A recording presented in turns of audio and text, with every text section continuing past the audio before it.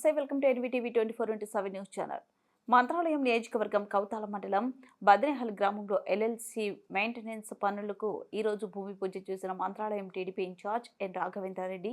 అనంతరం ఇన్ఛార్జ్ మాట్లాడుతూ మన నియోజకవర్గం అభివృద్ధిలో భాగంగా ఎల్ఎల్సి పనులకు గాను కౌతాలం సెక్షన్కు 32 లక్షలు, హల్వీ సెక్షన్కు 28 లక్షలు, కొసిగి సెక్షన్కు 33.60 లక్షలు, పెద్ద కడుబూరు 34 లక్షలు, గంగవరం సెక్షన్కు 34 లక్షలు శాంక్షన్ అయిందని, గత వైసీపీ ప్రభుత్వంలో 5 సంవత్సరాల పాలనలో చెట్టును కాదు కదా మొక్కను కూడా ఎల్ఎల్సిలో పీకలేని పరిస్థితి, కానీ ఈరోజు ఇది రైతుల ప్రభుత్వం కాబట్టి వాళ్ళ యొక్క స్థితిగతులను గుర్తించి తగిన అమౌంట్ను చేయించాను అంటూ, అలాగే మంత్రాలయం నియోజకవర్గ అభివృద్ధి కోసం నాబార్డ్ నుండి 5 కోట్ల, R&B 5 కోట్లు, టీఎస్సీసీ లైన్కు 29 కోట్లు, సీసీ రోడ్స్కు 15 కోట్ల రూపాయలను తీసుకొచ్చాం.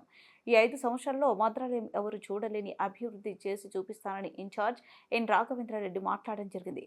అనువాల్ టు బాపురం వరకు 29 కోట్లతో 16 కిలోమీటర్ల వరకు జరిగే టీఎస్ కాలువ పనులను పర్యవేక్షించారు.